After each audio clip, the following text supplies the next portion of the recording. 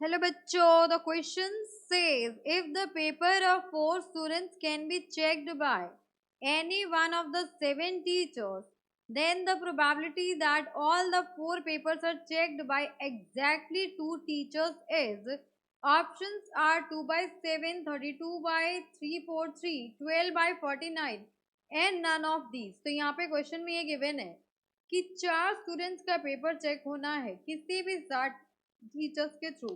अब यहाँ पर हमें बोला गया है कि उस बात की प्रोबेबिलिटी बताइए कि चारों जो पेपर से आपके एग्जैक्टली 2 ही टीचर्स ने चेक किए हैं।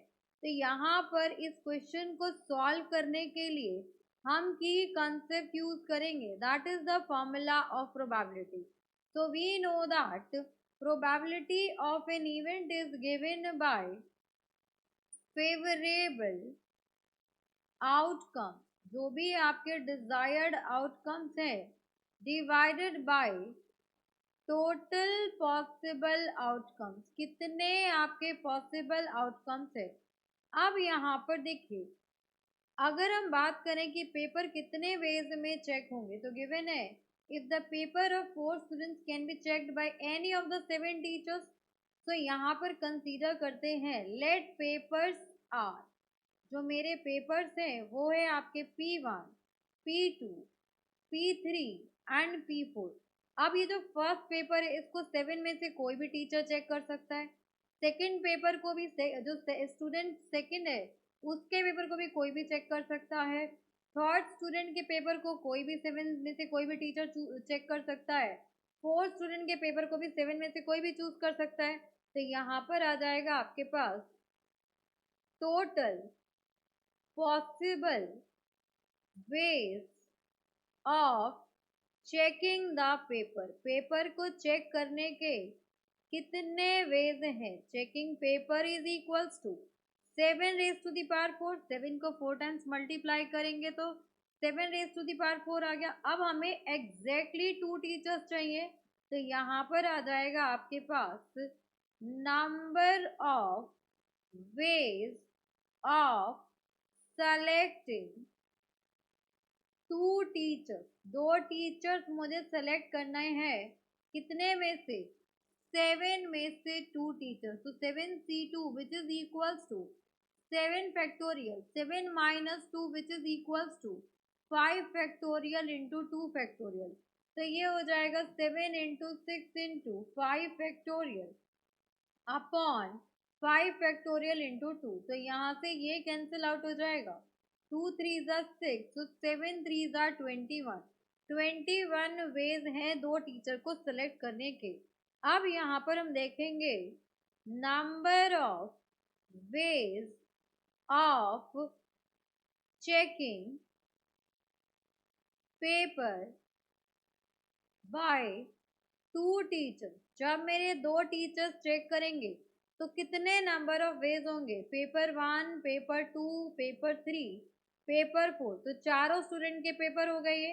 अब फर्स्ट स्टूडेंट के पेपर को 2 में से कोई भी टीचर चेक कर सकता है, सेकंड के भी 2 में से कोई भी, इसका भी सेम हो जाएगा, इसका भी सेम हो जाएगा।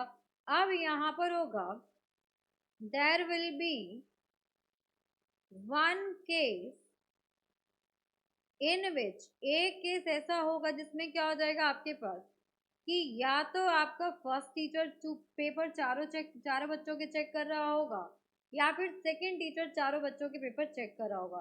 सो there will be 1 case in which first और second teacher is checking all papers, जिसमें सभी पेपर्स चेक कर रहे होंगे। तो यहाँ पर आ जाएगा आपके पास रिक्वायर्ड, रिक्वायर्ड नहीं बोलेंगे हम, फेवरेबल बोलेंगे। तो favourable cases will be equals to, ये कितना हो जाएगा 2 raise to the power 4 minus 2।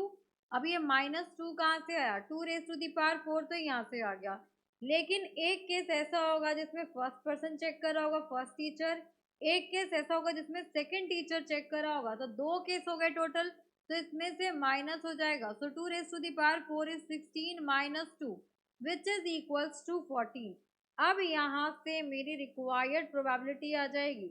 So probability of event that the all 4 papers will be checked by exactly 2 teachers, तो वो हो जाएगा आपके पास तो 7C2। पहले हमने 2 टीचर्स को चूज कर लिया, तो ये हो गया आपके पास 7C2 मल्टीप्लाइड बाय पेपर कितने वे में चेक हो सकते हैं जब 2 टीचर चूज होंगे, 14 वेज में, डिवाइडेड बाय टोटल कितने वेज है 7 टीचर्स के द्वारा पेपर चेक करने के, तो 7 रेज टू दी पावर 4। इसकी वैल्यू आई है हमारे पास 21 इंटू 14 अपॉन 7 7 ज़ा 49 इंटू 7 इंटू 7। ये हो गया 7 2 ज़ा 14, 7 3 ज़ा 21 which is equal to 6 upon 49। So the probability of required event will be 6 by 49। तो यहाँ पर हम ऑप्शंस में चेक करते हैं कि किस ऑप्शन में आपको 6 by 49 गिवन है। तो 6 by 49 कोई भी ऑप्शन नहीं है, तो यहाँ पर आ जाएगा आपके पास option number D, none of these। This is our required answer। Hope you understood it very well। Thank you so much। Best of luck।